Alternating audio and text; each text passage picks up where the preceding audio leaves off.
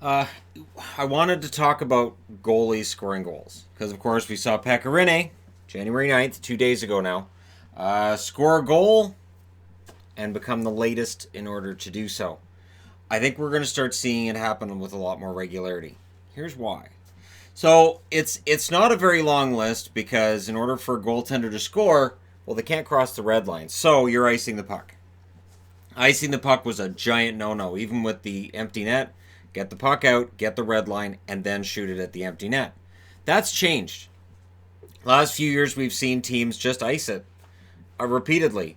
So with that being the way that things are being handled now, more goaltenders are taking shots at the empty net. More goaltenders are thinking about taking shots at the empty net. I expect this list to be, I would say, over the next 4 or 5 years, quite a bit larger. That being said, there are cases of goaltenders rushing all the way up the ice. When you look back far enough in history, there was a goal scored in 1905 by a goalie going end to end. I think Patrick Waugh would have done it if he'd been allowed. There were instances where Waugh would kind of charge out and you'd be like, what you doing with the puck there, Patrick? So, and of course, Marty Brodeur, I think there were times where if he could have gone end to end, he would have. And that's why I'm wearing Devils for this, because Marty Brodeur does show up on this list 3 times. Although, we'll get into those goals. And of course, there is to some extent a reputation the NHL has for taking fun out of things. So can't have goalies going past the center line. Now I understand for them getting into a fight, you got to have it that no. You don't go down to join into a fight. But if they're skating out with the puck, let them have it. I'm personally of the opinion that that's a great idea, because goalies usually when they're caught out of the net, it can be a misadventure when the puck gets turned over, which it regularly does. But November 28th, 1979 is the first instance of a goaltender getting a goal credited to them. New York Islanders' Billy Smith. It was actually an own goal by Rob Ramage. It was a delayed penalty. So I've got delayed penalty up here for some of these because during a delayed penalty, you made Louis Eriksson into your own net by accident, and it does happen. And if the goaltender's the last one to touch it for the other team, he gets credited with the goal. December 8th, 1987. I do remember this. Ron Hextall, who was an absolute revelation for the Philadelphia Flyers, changed the game with a goal against the Boston Bruins. It was the first time ever that a goaltender had scored with a shot on net. So Ron Hextall absolutely changed the game. April 11th, 1989, he did it again. This was in the playoffs, Ron Hextall, against the Capitals. And again, it's a shot on goal. That's 2. And he'd scored 1 in the playoffs, 1 in the regular season, and he is one of 2 goaltenders with multiple goals in the National Hockey League. So that's a record that's his. He is the only one who has 2 that he shot into the net himself as well. Ron Hextall, I think, would have scored a ton in today's game, because again, back then you would have been more worried about icings than you are now. March 6th, 1996, Chris Osgood gets a shot on goal into the empty net against Hartford. So Hartford Whalers are on the board. And Osgood with a nice one. April 17th, 1997, it's Marty Brodeur with a shot on goal in the playoffs against Montreal. So empty netter to ice it for him. And so Brodeur gets his name on the board because, of course, he has to. January 2nd, 1999, Damian Rhodes of Ottawa against New Jersey. He gets credited with a goal that was during a delayed penalty. So again, the New Jersey Devils, who were Colorado back in 1979, and it's a delayed penalty, so twice in a row the same franchise has that happen to them. Philadelphia feels bad, so February 15th of 2000, Marty Brodeur is credited with with a goal on a play where a delayed penalty, the Philadelphia Flyers put it in their own net. So, yeah, it's one of those things that does happen. So shots on goal that we saw with Pekka Rinne, those are very rare. But again, no, I don't think it's going to be for much longer. January 2nd, 2001, Jose Theodore of the Montreal Canadiens got a shot on goal empty netter against the New York Islanders. And then March 10th of 2002, Evgeny Nabokov for the San Jose Sharks did the same against the Vancouver Canucks. Once again, shot on goal.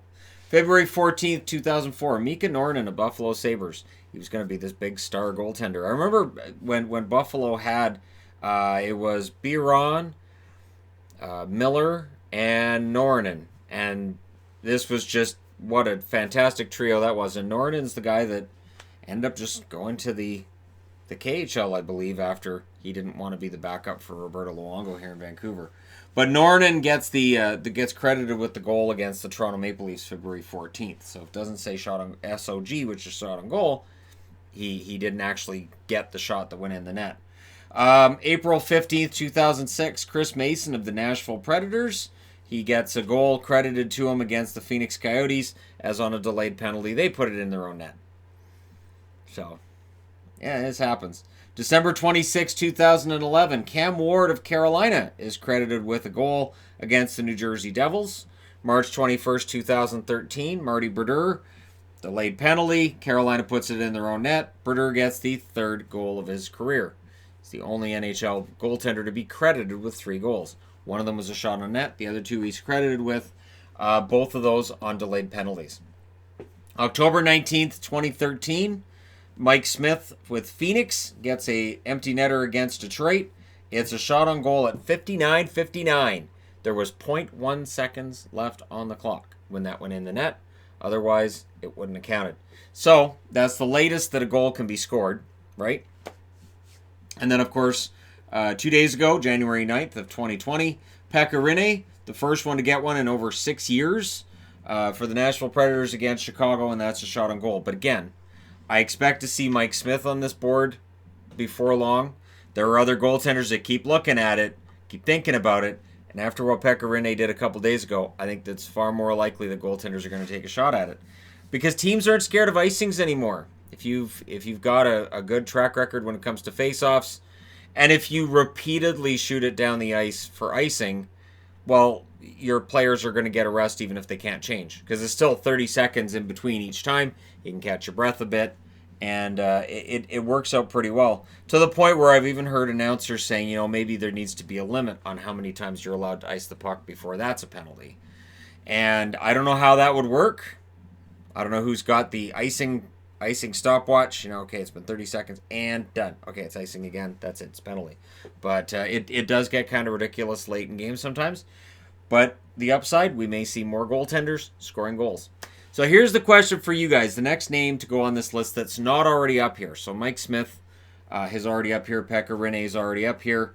They are the only active goaltenders on the board.